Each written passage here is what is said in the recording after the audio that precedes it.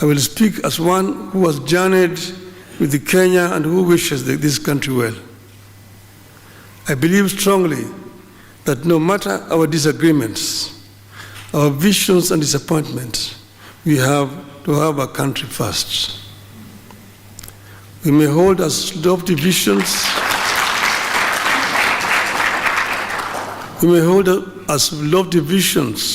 as we wish, but without a country to implement the ideas, they will remain mere wishes and defiled dreams. An imperfect nation making efforts to become a more perfect union is preferable to a nation that went under.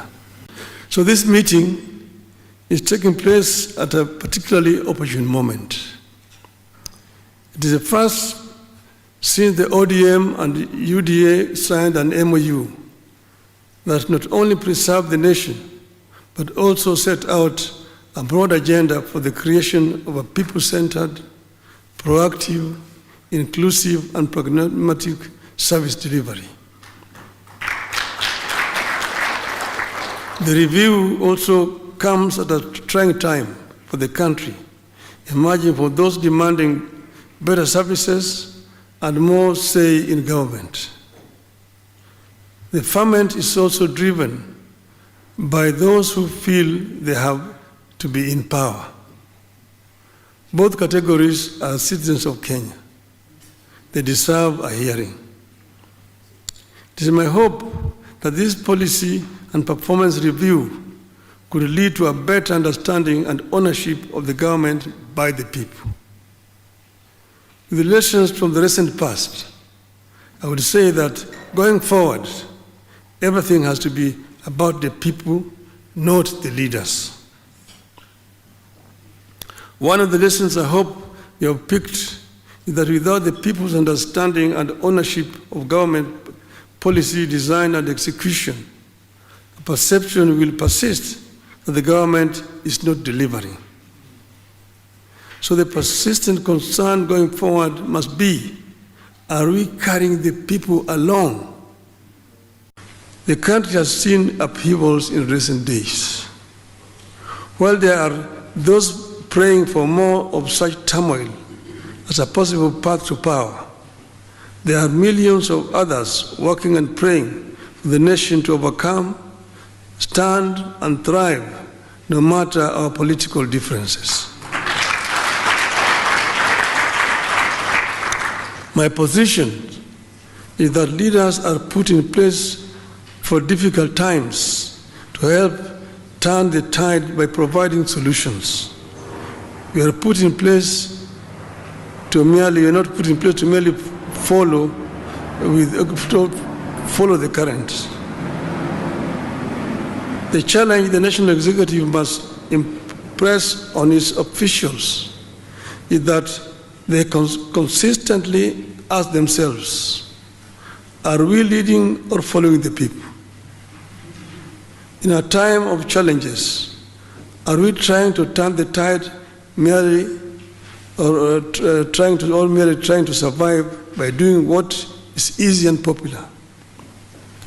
Are we listening to the people or merely talking at them? From outside, you've seen leaders running away from leading and opting for what is easy and popular.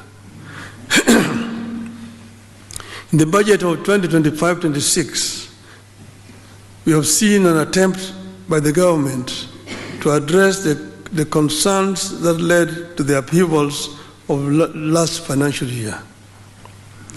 Going forward, the government must look into more avenues for more response to the burdens of the people. This government must do, not in order to be popular or to win the next election, but because it is the right thing to do.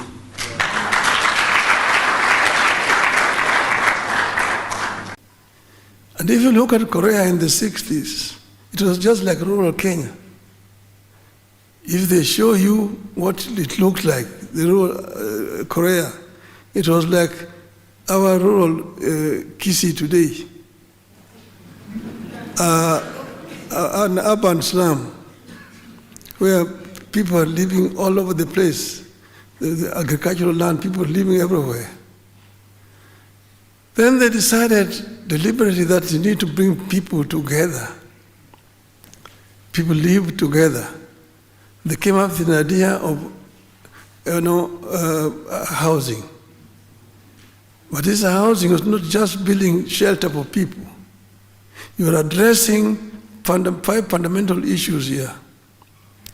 You are addressing employment, you are addressing shelter, you are addressing education, you are addressing health and social amenities.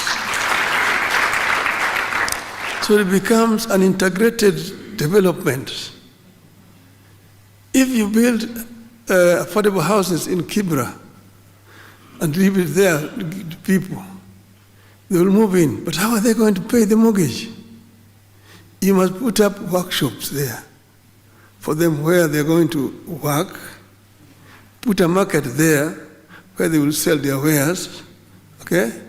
And put a school somewhere where the children will go, put a health center somewhere there where if they're sick they'll go, and a social place where they can go for recreation, or they can go for one for the road after work. Then it becomes sustainable. It becomes sustainable.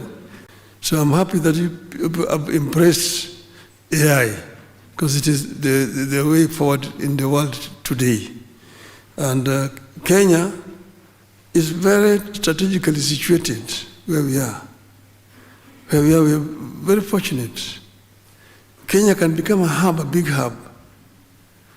I was very disappointed when we are not able to move on with the airport contract. That was really very unfortunate. You know, we had awarded the Greenfield Airport contract before we left government with Kibaki in 2012. That contract was cancelled. Then it was given again to the same contractor later.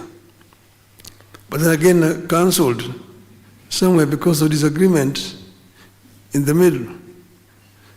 And then now, when we brought in the Adani, they brought all these politics, and then the contract was cancelled. If that is not done, Nairobi will just become dormant.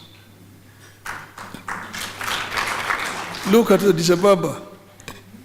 It's going, and now they're putting up a new big airport.